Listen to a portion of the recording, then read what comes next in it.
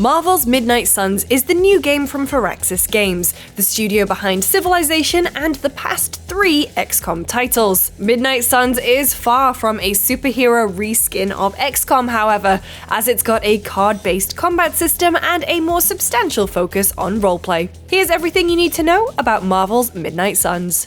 The story in Midnight Suns is based loosely on the 90s comic book series Rise of the Midnight Suns, a crossover event that paired up the Avengers with more supernatural and magic-based characters to stop a demonic threat. Since the story revolves around mystical threats, the roster includes characters who specialize in supernatural abilities like Doctor Strange, Ghost Rider, Magic, and Blade. Those characters are joined by Avenger mainstays like Captain America, Captain Marvel, Iron Man, and Wolverine. At launch, there'll be 13 playable characters, with 4 more coming as DLC, but one of those 13 is your own player character. That character, called the Hunter, is customizable in everything from their appearance to their power set, and Firaxis says it worked closely with Marvel to develop them. The Hunter has a really cool Marvel tie-in too. They are the child of Lilith, mother of demons, conveniently the main antagonist of the game. Lilith and her horde have joined forces with Hydra, and it's up to the Hunter to lead a team of Marvel heroes to defeat them. Marvel's Midnight Suns combat will be turn-based, similar to XCOM 2 and XCOM Chimera Squad, but with a major twist. Instead of set abilities, your heroes will each have a deck of ability cards that get shuffled together when you bring 3 of them into combat. Those cards range from basic attacks to special skills, allowing you to buff other heroes or toss enemies around the battlefield. The cards can also be customized with variations to suit your playstyle. In XCOM, each of your soldiers has a set of abilities they're able to use, but no guarantee that the ability will hit. This element of randomness could be thrilling, a soldier hitting a shot they had very little chance to hit, for example, or disappointing, like completely whiffing a shot that had a 95% chance to hit. And believe me, it's happened. For the first year of Midnight Suns development, the team at Firaxis tried adding these rolls of the virtual dice to the game, and in their words, they just didn't work.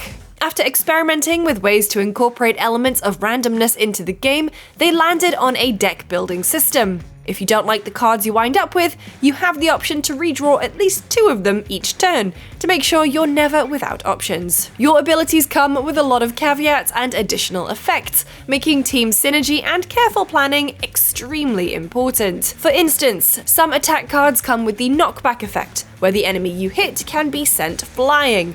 If you crash them into an object, you can deal extra damage, send them into another character, and you can hurt both. Quick attacks give you an extra card play in your turn if you kill the enemy you're attacking.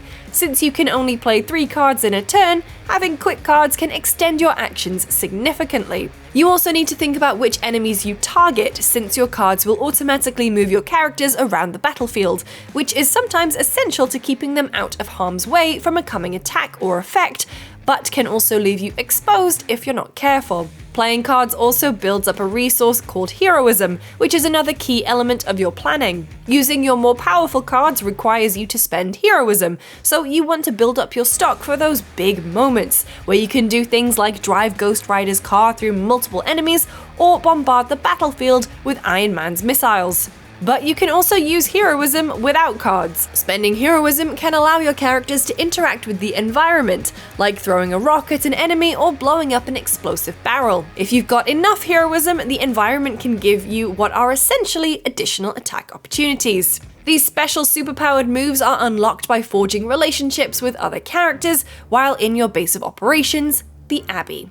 Between the major plot points, Midnight Suns allows you to explore optional, personal side stories, and it's in those smaller interactions between the Hunter and the individual members of their team that the game manages to squeeze out memorable moments. Building up your friendship with certain heroes unlocks additional cutscenes and conversations with them, many of which culminate in heartwarming reveals or devastating discoveries. Midnight Suns tracks the flow of time in a way that's similar to XCOM, limiting the actions you can take during each in-game day. At the start of a day, you wake up in the Abbey, where you can run around, having conversations with characters, chasing down collectibles, and advancing story beats, building up the base, researching new gear, and interacting with a crafting system that can earn you new cards.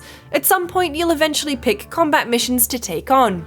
The further in the game you get, like XCOM, the more missions become available, and you can choose to take on key story battles or go after more generic ones that offer resources you might need. After your mission for the day, you return to the Abbey at night, where more story unfolds. Midnight Suns includes dialogue trees that allow you to make choices about who your hunter is and how they react to things, and those choices can affect the hunter's standing with other characters. The game's creative director, Jake Solomon, said, "Your choices won't have big effects on the overall narrative. There aren't multiple endings, for instance, but they do affect your relationships with the other characters and the dialogue you might see from them. The time you spend on the story also has palpable effects on the combat side of the game. Midnight Suns has an alignment system for the hunter, similar to what you might see in a game like Mass Effect or Fallout, that ranges from light to dark. Some dialogue responses fall into one of the two categories, adjusting your alignment based on what you say and how you treat people or situations. But alignment is also dictated by which hunter abilities you use. Light abilities tend towards healing and support for your teammates, while dark abilities tend toward dealing damage. The more you use light or dark abilities, the more your alignment shifts towards that end of the spectrum, allowing you to specialize the hunter toward a specific combat role. While previous entries in the XCOM series have included multiplayer, Marvel's Midnight Suns is a single-player game. Firaxis has assured fans that it will not offer any microtransactions that impact the card-based battle system or gameplay in any way. There are no loot boxes, and you'll be unable to purchase the in-game currency Gamma Coils to unlock more cards. You will be able to use real-world money to buy the other in-game currency, Eclipse credits, but you can only use those to buy cosmetic skins.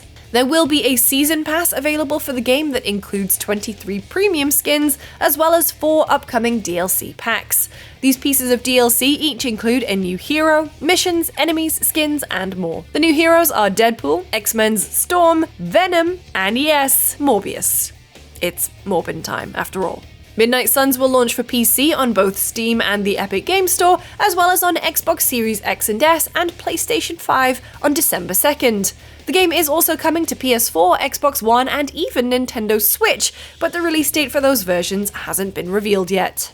There are 4 different versions of Midnight Suns, and pre-ordering any of them grants you the Doctor Strange Defender's skin. First up is the Standard Edition for PC. It'll cost you $59.99 and includes the base game, which you'll get digitally. Then there's the Enhanced Edition for Xbox Series X and S and PlayStation 5, which is $69.99. It's a physical copy of the game that includes the base game, 5 premium skins, as well as Xbox Series and PS5 optimizations. The Digital Plus edition for Xbox Series, PS5, and PC is a digital version of the game, which includes the base game with the next-gen optimizations, as well as 11 premium skins for $79.99. And finally, there's the Legendary Edition, which you can either get in physical or digital form. It includes the base game and the Season Pass, which includes 23 premium skins, which you'll get at launch, as well as 4 pieces of DLC content, which will come at a later date. If you pre-order this edition, you get that Doctor Strange skin 30 days early, and if you buy the console version from a participating GameStop store, you'll get an Iron Man Funko Pop.